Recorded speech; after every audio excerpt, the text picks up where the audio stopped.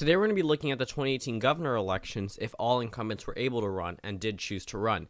So, for example, in a state like Ohio, where John Kasich is term limited, he cannot run for another term. This is a scenario if those rules were thrown out and John Kasich did decide to run for re-election for, I guess, a third term. Obviously, some other governors, like in California, Jerry Brown was governor multiple times. This would probably be his third consecutive term, fifth non-consecutive if it was broken up, but still. There's going to be a couple race changes. Let me see. I have a list here that we're changing from the August 1st map. So 1, 2, 3, 4, 5, 6, 7, 8, 9, 10. So 10 races change out of 36. So a pretty considerable amount. I'm going to start by filling in all the safe states for the Democratic Party. To be honest with you, there aren't many. California, even with Jerry Brown, would still be safe. Of course, Hawaii, as usual, regardless of who that Democratic nominee is. New York would also be a safe state for the Democrats. And that pretty much finishes off our safe states for the Democrats. Pretty interesting, to say the least. As for the GOP, Arkansas, Alabama, South Carolina become safe states for the Republicans. Tennessee as well, which I previously had characterized as likely, depending on who the GOP nominee was, and now we know. But now we have an incumbent Republican governor running. We have these three states over here, along with Idaho, obviously safe Republican territory, as usual. And that pretty much finishes off. Actually, nope, we forgot some states in the Northeast. Massachusetts and Vermont are now safe states for the Republican Party. That puts the GOP at 17 seats and the Democrats at 10. Here's what it looks like so far on the national map. And now we can go ahead and start by filling in the states that are likely for the GOP. So states like Texas still remain in the likely column for the GOP, obviously with an incumbent running. Kansas probably would still remain in the likely column, considering that there is a new incumbent compared to where it was before.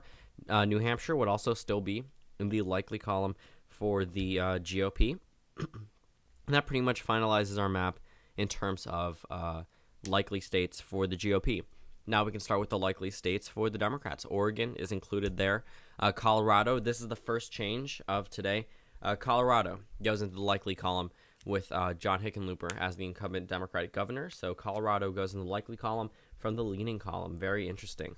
Another state that would go into the likely column is the state of Minnesota. No longer in the leaning column, Minnesota goes to the likely column, giving the Democrats another step towards possibly taking back the majority, looking at the state. There are a couple other states. Let's see. Michigan is another likely Democratic state with a very unpopular incumbent Republican governor compared to other governors across the Rust Belt and across the United States in general.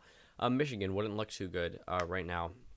If we look at the governor's race, even though it seems like Michigan would possibly flip to or just stay in the GOP column only because of what happened in 2016, right now it doesn't look too good for the GOP just standing off, even with no incumbent who's unpopular, just with candidates themselves. They don't have necessarily the best candidates. I believe Donald Trump recently endorsed, I don't know how to say his name, but his first name is Bill. He's the Attorney General of Michigan. I believe Donald Trump just endorsed him, so that's something that would help him. But you would think, even with the state flipping in 2016, that it could get a little bit closer. But with an incumbent Republican governor who does decide to run, I think this race would get even more to the left, which would give the Democrats 14 seats and the Republicans 20 for right now.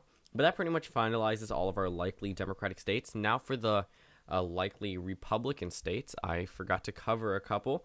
The first state, which shouldn't be too much of a surprise, John Kasich's seat in the state of Ohio. His governor mansion seat, Ohio, goes into the likely Republican column from the tilt Democratic column. So that's something to note. Ohio remains in the column for the GOP, and it's mainly because he's very popular. You can't take that away from him. He's a very popular incumbent governor, so not much can change in terms of his approval rating. So Ohio goes in the likely Republican column, flipping from the Democrats in my previous August 1st prediction. Another state flipping from the Democrats, the state of Nevada. I actually characterize this race as likely for the GOP for this point in time. In another state, this one should be a little surprising. The state of Connecticut goes into the likely column. We have a governor, Governor Dan Malloy, who has a 25% approval rating last time I checked. But still, regardless, it hasn't gone up to like 50% or anything. It's still hovering around 25%. That's not good for a Democratic incumbent. That's the sole reason why this race is actually getting close in this Democratic midterm year. So still, Connecticut in a Democratic state, in a Democratic wave year. Right now, Connecticut is likely in the GOP column, only because of the incumbent running. Now for the leaning states. We can start off with the leaning states for the Democrats. That includes the state of Maine, remaining in the leaning column as it was in the August 1st prediction. Here's the state going from likely to leaning, the state of New Mexico, with an incumbent Republican governor who I believe elected in 2014 or 2010, but still an incumbent Republican governor. So New Mexico goes into the leaning column for right now. That puts the Republicans at 23 and the Democrats at 16. Well, we look at a couple of other states. We'll go into the leaning states for the Republican Party. And there are a couple states like Iowa are leaning for the GOP right now. Maryland, nothing really changing from the August 1st prediction as of right now. For the leading Democrats, I forgot to fill in the state of Rhode Island. But right now, when we're looking at this map, there are a couple of states that probably would, change how they are. Illinois leaning for the Democrats for right now. Arizona, that one is tilt for the GOP. I haven't gotten to the tilts yet, but I guess I want to cover it right now. Obviously in Alaska, that there is an incumbent running. That is Governor Bill Walker. Very unpopular, but he is an independent, not affiliated to either political party. The state of Florida, this is one of the first changes. The state of Florida goes into the leaning Republican column from the tilt towards the Democrats. Georgia already in the leaning column for the Democrats, and the Democrats currently leaning in the state of Pennsylvania. Right now, Wisconsin remains in the tilt column because, of course, Scott Walker is running. And here's the state that goes from likely to leaning, the state of Oklahoma, with Governor Mary Fallin, who would be not that good of a GOP candidate when it comes down to the general election, but it is still the state of Oklahoma, so it remains in the Republican column. So here's what the map looks like right now. 30 Republicans and 20 Democrats.